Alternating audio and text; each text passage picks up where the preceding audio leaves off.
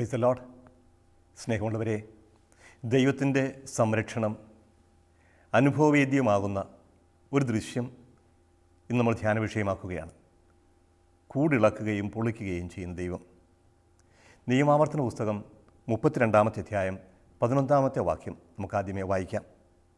കൂട് ചലിപ്പിക്കുകയും കുഞ്ഞുങ്ങളുടെ മുകളിൽ ചിറകിട്ടടിക്കുകയും വിരിച്ച ചിറകുകളിൽ കുഞ്ഞുങ്ങളെ വഹിക്കുകയും ചെയ്യുന്ന കഴുകനെപ്പോലെ അവനെ നയിച്ചത് കർത്താവാണ്.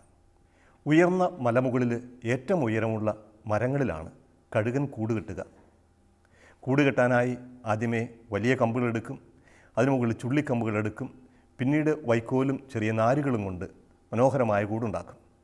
ആ കൂടിനകത്ത് ഏറ്റവും മൃദുലമായ തൻ്റെ തന്നെ തൂവലുകൾ അടുക്കിയതിന് ശേഷമാണ് മുട്ടയിടുകയും അതിനു മുകളിൽ പൊരുന്നയിരുന്ന് കുഞ്ഞിനെ വിരിക്കുകയും ചെയ്യുന്നത്.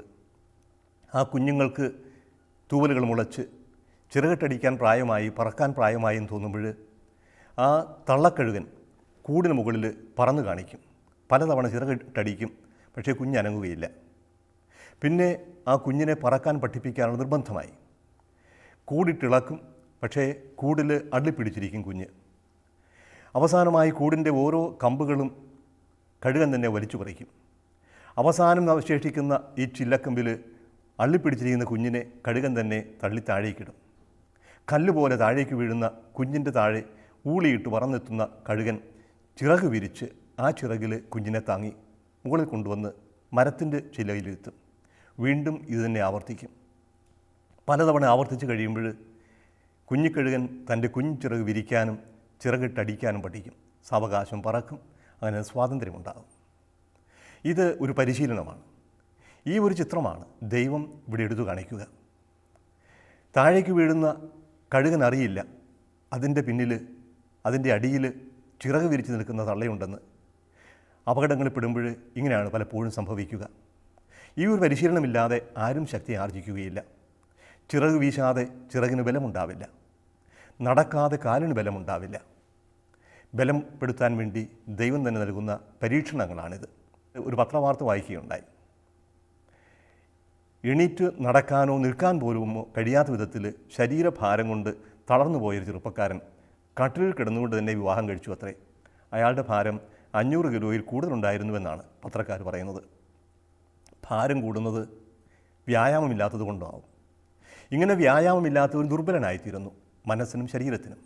മനസ്സും ശരീരവും ബലവത്താകാൻ വേണ്ടി ദൈവം നൽകുന്ന അവസരങ്ങളാണ് പരീക്ഷണങ്ങൾ. അത് രോഗമാവാം, അത്യാഹിതമാവാം, പ്രതിസന്ധികളാകാം, അപകടങ്ങളാവാം, ശത്രുതയാവാം. നമ്മുടെ ജീവിതം തന്നെ അപകടത്തിലായി എന്ന് തോന്നുന്ന സാഹചര്യത്തിൽ ഓർക്കണം, ഇത് കർത്താവ് കൂടിളക്കുന്ന അവസരമാണ്. കൂട്ടിൽ അള്ളിപ്പിടിച്ചിരിക്കാനല്ല, ചിറകടിച്ച് പറക്കാനാണ് കർത്താവ് ആവശ്യപ്പെടുന്നത്. തനിച്ച് ഇര തേടാൻ, ചികഞ്ഞ് ഇര കണ്ടെത്താൻ പ്രായമായി എന്ന് തോന്നുമ്പോൾ കുഞ്ഞുങ്ങളെ തള്ളക്കോഴി കുത്തിപ്പിരിക്കാറുണ്ട്. മുലകുടി മാറ്റാൻ വേണ്ടി അമ്മമാർ കയ്പ് പുരട്ടാറുണ്ട്, കുഞ്ഞുങ്ങൾ പിന്നീട് മുല കുടിക്കാതിരിക്കാൻ വേണ്ടി. ഇങ്ങനെ സ്വാതന്ത്ര്യത്തിലേക്ക്, താൻ പോരുമയിലേക്ക് ദൈവം നയിക്കുന്ന അവസരങ്ങളാണ് നമുക്കുണ്ടാകുന്ന അത്യാഹിതങ്ങൾ നോർക്കുക. അതുകൊണ്ട് പ്രതിബന്ധങ്ങളുണ്ടാകുമ്പോൾ, രോഗമോ അപകടമോ ഉണ്ടാകുമ്പോൾ കർത്താവ് നമ്മളെ ഉപേക്ഷിച്ചെന്ന് വിചാരിക്കരുത്. ഇതെല്ലാം ശക്തി ആർജിക്കാനുള്ള അവസരമാണ്.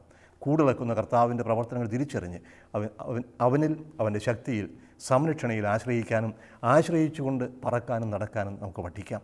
കർത്താവ് നമ്മോടുകൂടി ഉണ്ടായിരിക്കട്ടെ. ആമേൻ.